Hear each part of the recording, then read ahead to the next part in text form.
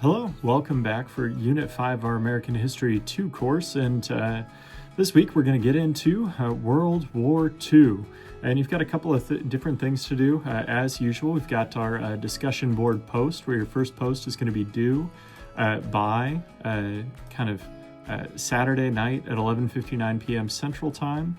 And then you're going to have a follow-up post due by Tuesday at 11:59 p.m.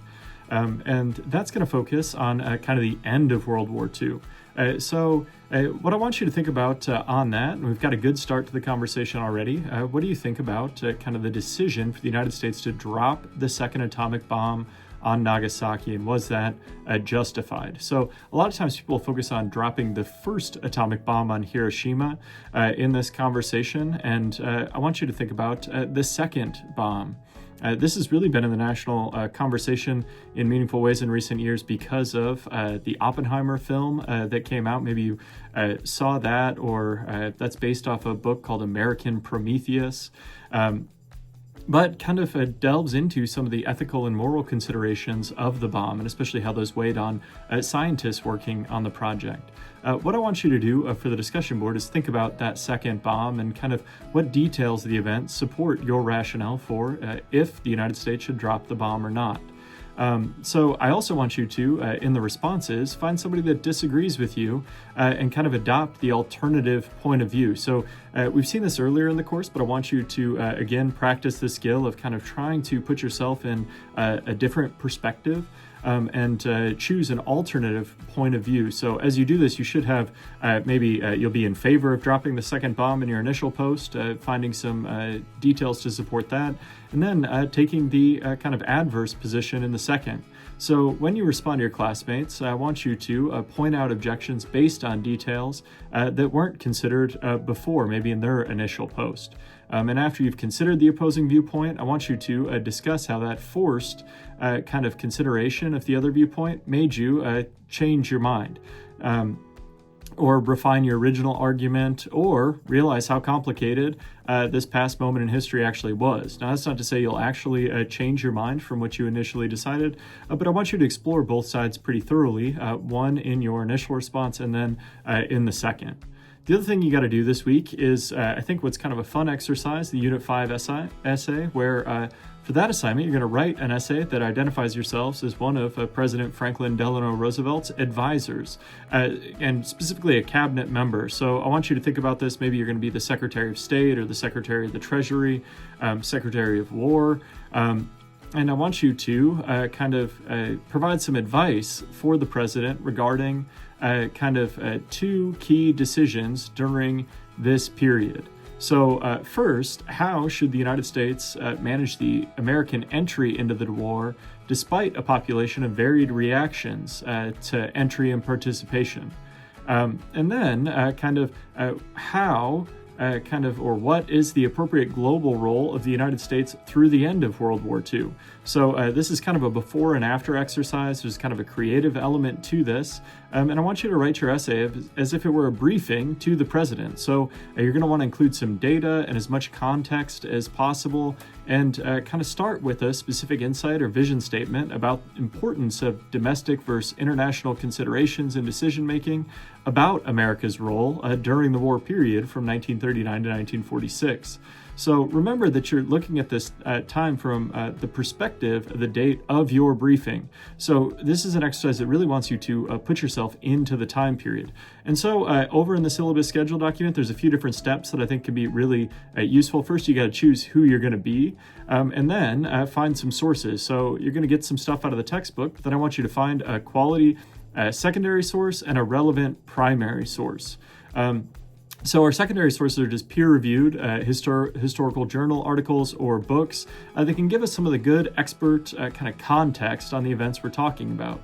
Our primary sources are kind of those raw materials that historians work with, an account, item, or data generated in the historical time period by a participant or witness. These are where we get firsthand accounts. That's usually how we want to think about primary sources. So as you kind of do this, sometimes those are speeches, debates, newspaper editorials. There's all sorts of different things you could look at for primary sources. A lot of times assignment students find success getting some data from the time period that helps round out whatever argument they're trying to make. So once you complete your research, you got to center your advice on 2 key decisions and reflect what a likely advisor, and not your modern self, would reasonably be expected to say.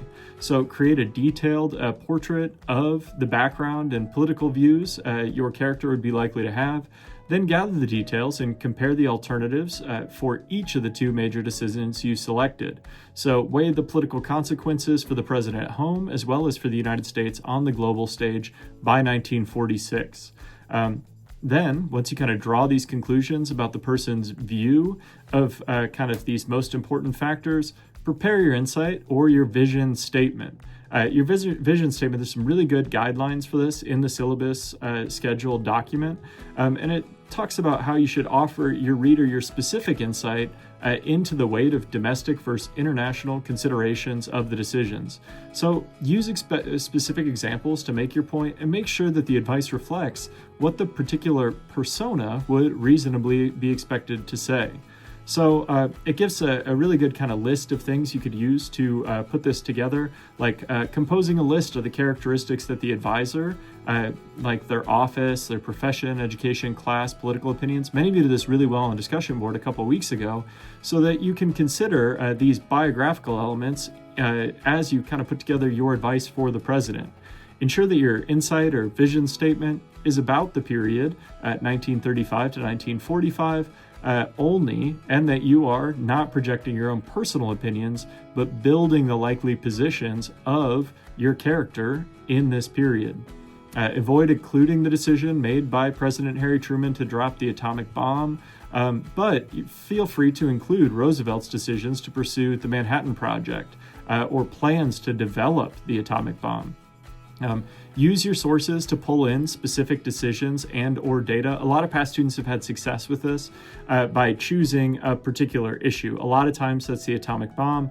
Sometimes that's pursuing the war in Europe. People have even done this with the Lend-Lease Act as a way to show America's emergence on the stage. There's a lot of good events you could pull from in the book, and sometimes it's easier to start with an event and then build backwards from there. Consider kind of the relative weight of domestic political concerns and geopolitical struggles in the decision making. So part of this is like localizing it to what constituencies would think, local populations at home, and then also always keeping in mind that broader kind of American presence on the world stage. Also consider the advisor's reactions to other political ideologies involved in World War II. In our modern moment, it's easy to look backwards, say the United States needed to get involved, but we stayed out of the war until Pearl Harbor, and then got involved first in North Africa and Europe before really pursuing a sole focus in the Pacific. And ask yourself how your chosen primary sources can be presented by the advisor to shape Roosevelt's decision making.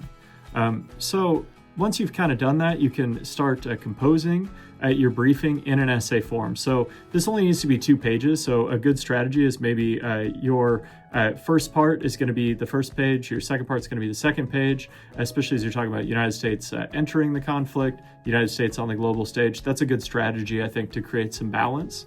And as you do this, it's just got to be 2 pages in length, double space, use APA style. And then kind of reach out with any questions.